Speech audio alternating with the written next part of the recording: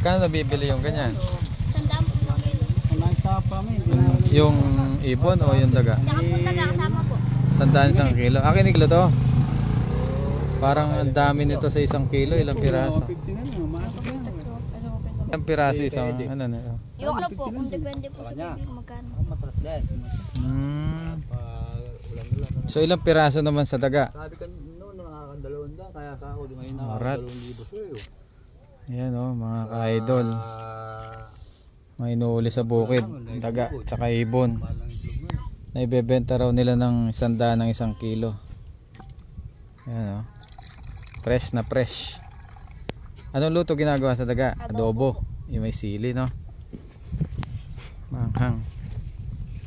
Yung galing o. Galing nila. Ano na huli.